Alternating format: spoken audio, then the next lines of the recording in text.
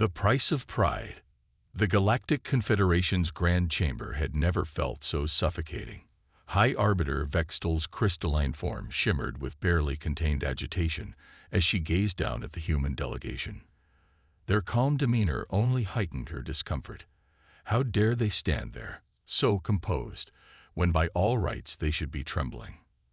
The Confederation has reviewed Earth's petition for elevation to Tier 1 status, she announced, her melodic voice carrying across the vast chamber. Once again, we find your species' development insufficient for such consideration. Director Sarah Chen, Earth's chief representative, didn't even blink. The slight Asian woman simply stood there, hands clasped behind her back, a ghost of a smile playing at her lips. The other human delegates maintained similar poses of relaxed attention, their midnight blue uniforms a stark contrast against the chamber's pearlescent walls. Interesting, Chen replied, her voice carrying a note of amusement that made several council members shift uneasily. Would you care to elaborate on these insufficiencies? Vextal's crystalline segments clicked in irritation. Your species still engages in internal conflicts. Your technology, while advancing, remains crude by Confederation standards. Your social structures are exactly as they were when we were admitted to Tier 2 status 15 years ago. Chen interrupted smoothly. In fact, by every measurable metric in the Confederation's own charter, humanity has exceeded the requirements for Tier 1 elevation. The Council's judgment is not bound merely by metrics. Second Speaker Klarn rumbled from his gravity pod. The massive gas being's swirling form darkened with displeasure. There are intangible factors to consider. Ah yes, Chen smiled fully now, and something in that smile sent a shiver through the chamber. The intangibles, the unwritten rules, the moving goalposts that somehow always seem to shift just beyond humanity's reach. She pulled out a small data crystal, its surface unmarked by any visible technology. We anticipated this response. Therefore, I am authorized to deliver humanity's final communication to the Confederation. The chamber erupted in murmurs. Final communications were rare, typically reserved for diplomatic severances or declarations of hostility. Vextal's crystalline form pulsed with alarm. You dare threaten the Confederation? Threaten? Chen's laugh was genuine, and somehow that was worse. High Arbiter, we're not here to threaten anyone. We're here to thank you. The confusion in the chamber was palpable. Chen continued, her voice carrying easily over the murmurs. You see, for decades you've taught us invaluable lessons. You've shown us exactly how the powerful treat those they consider beneath them. You've demonstrated the true face of galactic politics behind its mask of civilization. Most importantly, you've proven that humanity can never truly advance while playing by rules designed to keep us subservient. She placed the data crystal on the speaker's podium. This contains our formal withdrawal from the Confederation, effective immediately. All human citizens and assets have already been evacuated from Confederation space. Our treaties are dissolved. Our obligations ended. Impossible. Klarn's gaseous form swirled violently. The logistics alone would take years. Unless, Chen interrupted again. We had been preparing for this moment for quite some time. Tell me, has anyone actually verified the capabilities of our crude technology lately? Or did you simply assume we remained within your carefully defined parameters? The silence that followed was deafening. Chen's smile had vanished, replaced by an expression of steel. You saw what you expected to see. You believed what you wanted to believe. And now you'll learn what that pride has cost you. She turned to leave, then paused at the chamber's threshold. A word of advice: when the changes begin, don't interfere. Consider it a professional courtesy. And a warning. The human delegation departed in perfect unison, their footsteps echoing in the stunned silence. As the massive doors sealed behind them, panic finally began to ripple through the chamber.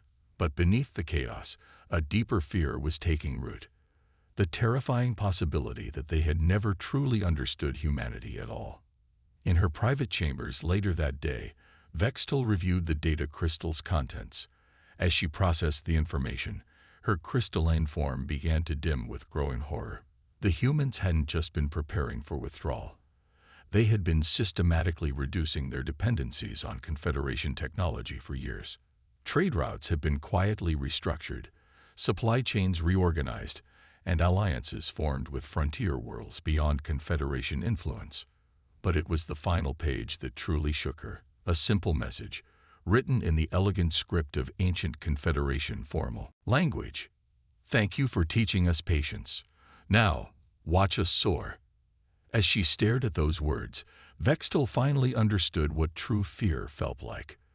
The humans hadn't needed their permission to advance. They had simply waited, learned, and prepared. And now, unleashed from the Confederation's constraints, who knew what they would become? The galaxy was about to change, and for the first time in 10,000 years, the Confederation would not be the one directing that change. Silent thunder. The Confederation's Advanced Technology Assessment Division had never seen such chaos.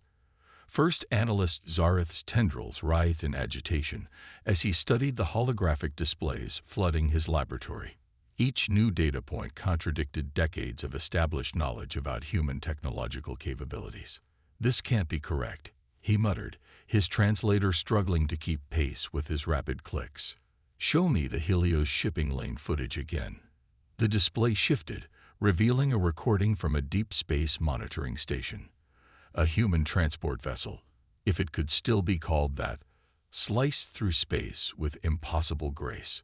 Its hull seemed to bend light around it, making it appear more like a living shadow than a manufactured craft. But it was the speed that truly defied explanation. "Analysis confirms, sir," his assistant, Venra, reported.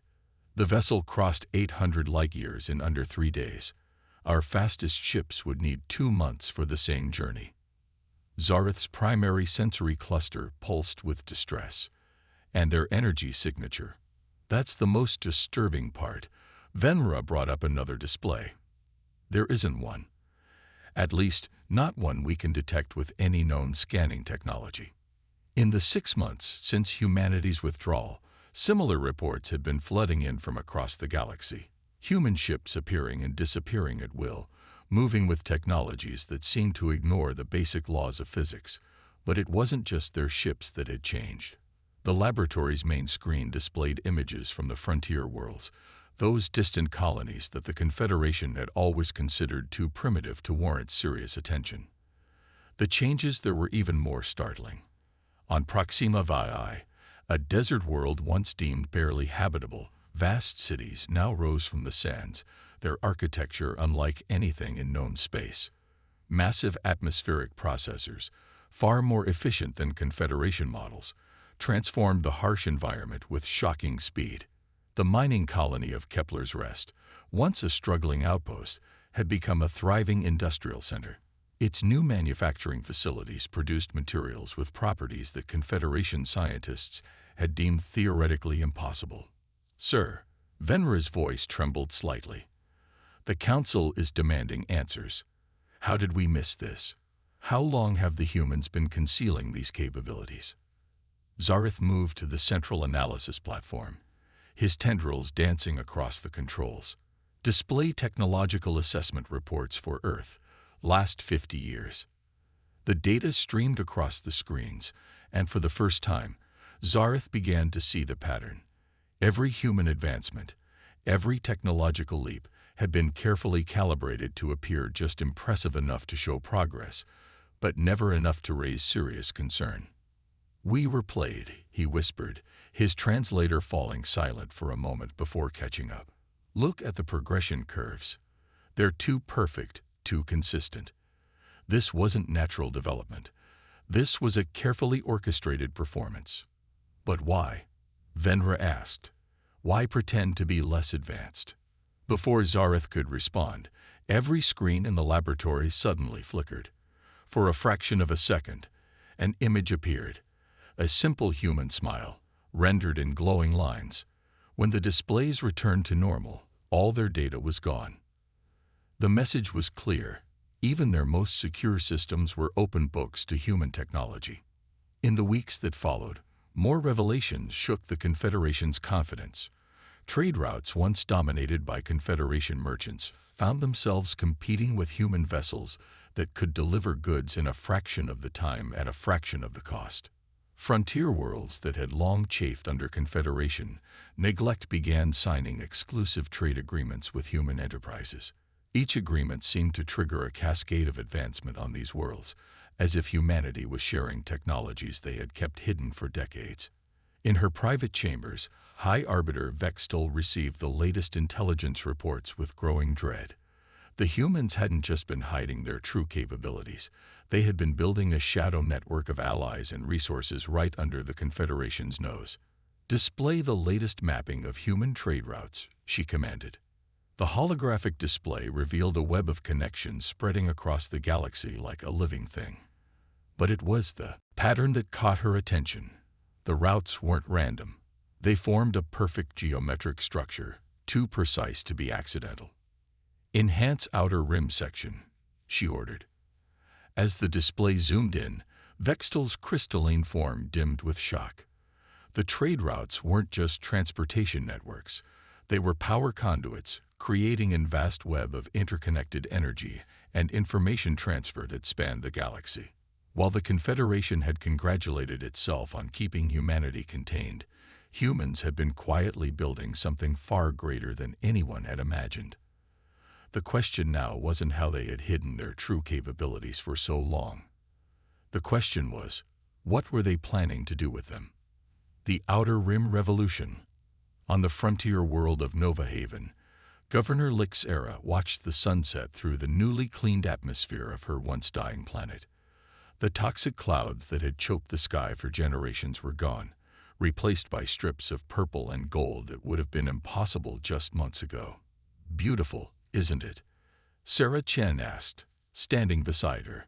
The human ambassador, though that title seemed inadequate now, had arrived unannounced, her ship simply appearing in orbit without triggering a single sensor. "How?"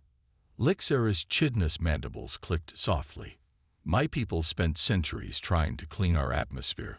The Confederation said it would take millennia." Chen smiled, that same knowing smile that had unnerved the Confederation Council. "They said that because their methods would have taken millennia, we simply found a better way." Around them, Nova Haven's capital city hummed with activity. Human-designed atmospheric processors worked in perfect harmony with local technology, their efficiency defying conventional physics. But it wasn't just the air that was changing. In the city's new medical centers, diseases that had plagued Nova Haven's people for generations were being cured. The farming sectors produced crops that thrived in the previously toxic soil. And in the schools, children learned sciences that the Confederation had deemed too advanced for frontier species. "Why help us?" Lixera asked the question that had burned in her mind since the humans first arrived. "What do you gain?" Chen turned to face her, and for a moment, Lixera saw something ancient in those human eyes. "Tell me, Governor, what do you know about Earth's history?" "Only what the Confederation taught. A young species, technically primitive, prone to conflict." "Exactly," Chen nodded. "A narrative they crafted to keep us in our place. But here's what they never understood. Every human carries the memory of being underestimated, of being told they weren't ready, weren't worthy. We remember what it's like to be on the outside looking in." She gestured to the thriving city below. "This isn't charity, Governor. This is revolution. Every world like yours that rises up, every species that breaks free from artificial limitations, you're not just growing stronger. You're helping us rewrite the rules of the galaxy." Across the frontier sectors, similar transformations were taking place. On the ice world of Threshold, human thermal technology had turned frozen wastelands into thriving communities. The crystal mines of Shards Deep, once deemed depleted by Confederation surveyors, now produced materials of unprecedented quality using human extraction methods. But it wasn't just technology that humanity shared. They'd brought something more valuable: knowledge without conditions, advancement without control, and most importantly, respect without patronization. In the Confederation's secure chambers, Reports of these changes caused growing panic. High Speaker Kalarn's gaseous form churned with anxiety as he reviewed the latest data. "They're building an alliance," he declared to the emergency session of the Inner Council, "not through force or coercion, but through genuine cooperation. And these frontier worlds, they're advancing faster than any species in recorded history." "Impossible," one council member scoffed. "These are primitive worlds. They lack the foundation for such rapid development." "Do they?" Vextal's voice cut through the chamber. "Or did we simply convince ourselves they were primitive to justify our control?" The evidence was undeniable. Worlds that the Confederation had written off as eternal colonies were becoming powerhouses of innovation. Species deemed technologically limited were now producing advancements that challenged Confederation supremacy. And through it all, humanity seemed to operate on a level that defied comprehension. Their ships appeared wherever they were needed. Their technology worked in ways that ignored established scientific principles, and their influence spread not through conquest, but through transformation. In her private quarters on Nova Haven, Lixera studied a gift from Chen, a simple earth plant called a dandelion. Its seeds caught the wind, spreading across vast distances, taking root in seemingly impossible places, transforming landscapes with quiet persistence. She finally understood the message. Humanity hadn't just withdrawn from the Confederation. They had scattered themselves across the galaxy like seeds, taking root in forgotten worlds, helping others grow strong, creating something entirely new. The Confederation had feared humanity would become a rival power. Instead, they were becoming something far more dangerous. Proof that the old order was built on lies, that no species was inherently superior, and that the future belonged to those willing to share their strength rather than hoard it. As Nova Haven's second sun set, Lixera watched more human ships arrive, each bringing new possibilities, new hopes. The revolution wasn't being fought with weapons or armies. It was spreading through transformation, one world at a time, silent but unstoppable. And somewhere in the vast darkness of space, humanity's greater plan continued to unfold, its true scope still hidden from those who had once claimed to rule the stars. Echoes of Understanding. The Grand Archives of the Confederation, a vast repository of knowledge spanning millions of years, had never felt so useless. High Archivist Nemix floated through the crystalline data stacks, his energy form flickering with frustration as he searched for answers that seemed increasingly out of reach. Cross-reference complete, the Archives AI announced. No historical precedent found for current situation. Of course not, Nemix thought bitterly. How could there be? Never in the Confederation's long history had they faced anything like this. Not a war, not a rebellion, but something far more fundamental, a complete paradigm shift in how power flowed through the galaxy. "Display latest reports from the Mercantile Guild," he commanded. The holographic displays shimmered to life, showing trade routes across the galaxy. Traditional Confederation shipping lanes were bleeding traffic at an alarming rate. Merchant vessels weren't being attacked or blocked. They simply couldn't compete. Human ships moved faster, carried more, and operated at costs that defied economic logic. But it was the secondary effects that truly terrified the Confederation leadership. Species that had been reliable trading partners for millennia were beginning to ask uncomfortable questions. If humans could achieve such efficiency, why couldn't the Confederation? What else had been kept from them under the guise of maintaining galactic stability? In her private chambers, High Arbiter Vextal received an unexpected visitor. Second Speaker Kalarn's gaseous form seemed more agitated than usual as he materialized. "The Andoran Collective is leaving," he announced without preamble. Their entire species, 15 worlds, a founding member of the Confederation. They're withdrawing. Vextal's crystalline form dimmed with shock. "They can't.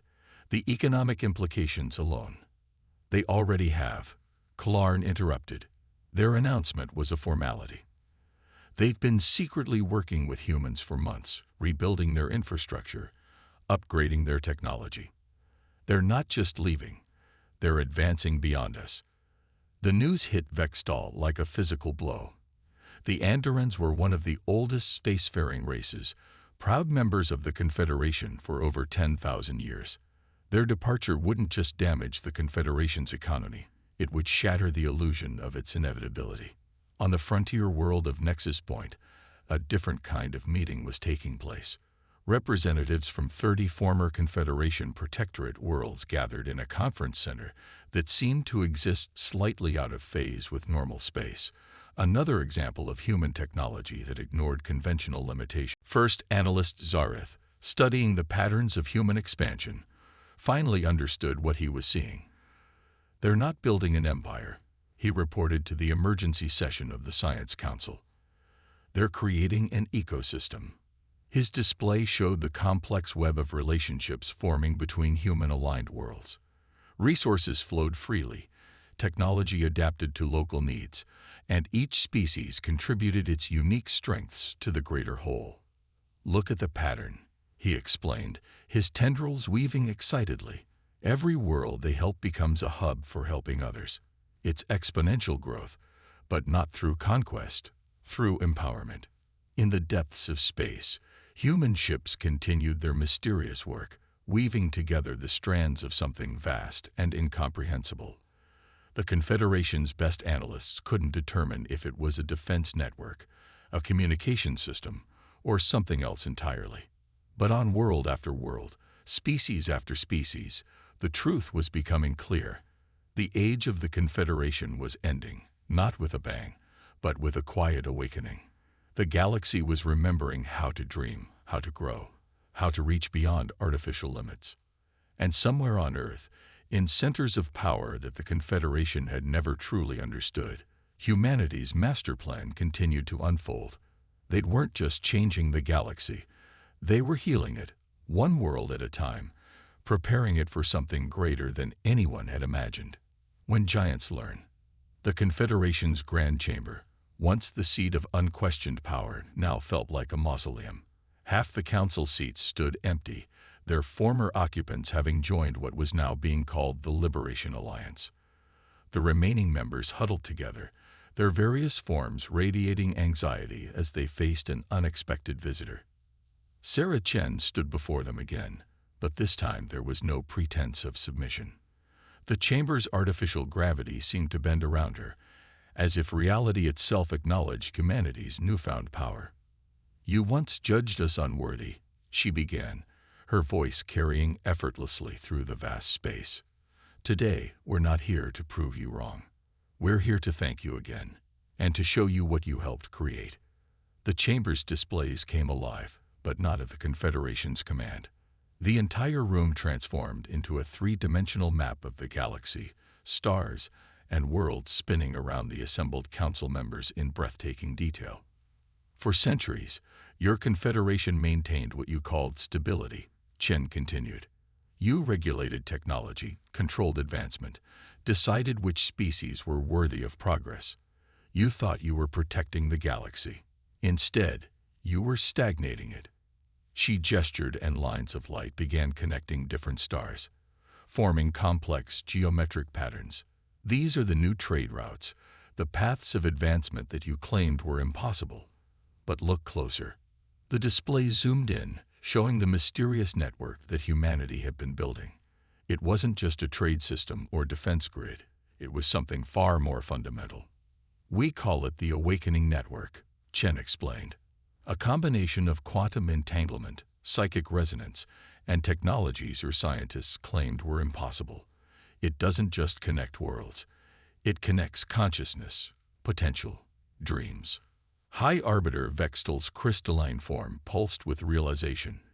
"The legends, the precursor civilization." Chen smiled. "Yes, you weren't entirely wrong about humanity. We were primitive when we reached the stars.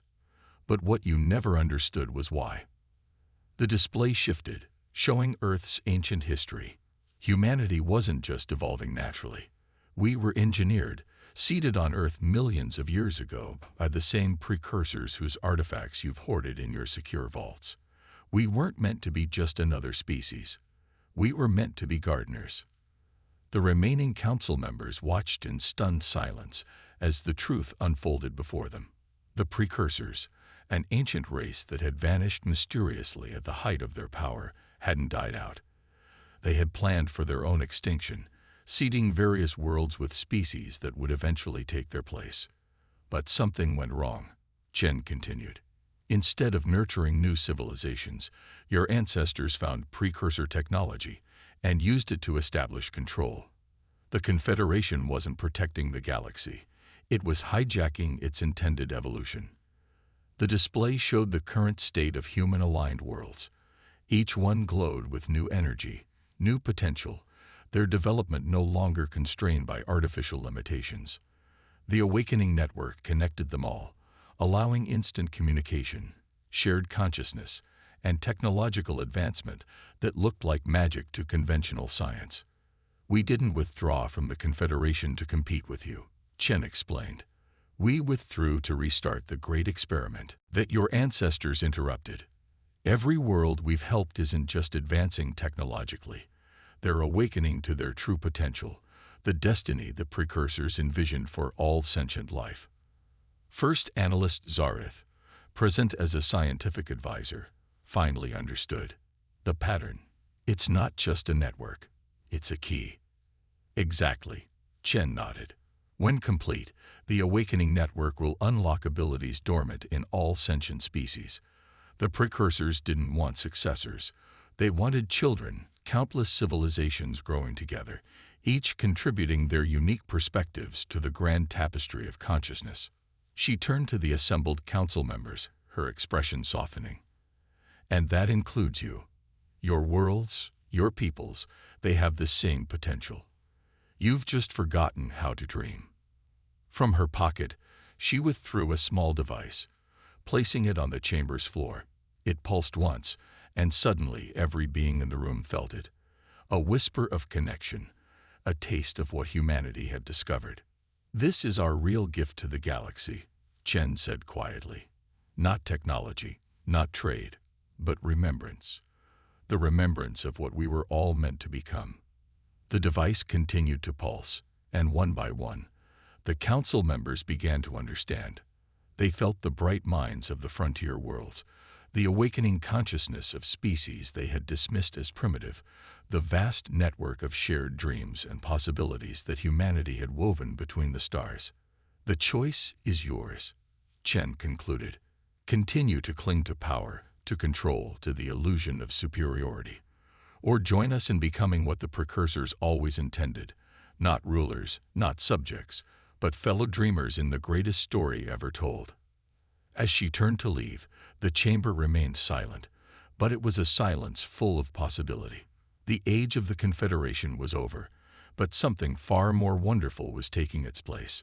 In the vast darkness between the stars, the awakening network continued to grow, carrying with it the dreams of countless species reaching together toward a destiny that had waited millions of years to be fulfilled. Humanity hadn't just changed the galaxy, they had reminded it how to hope.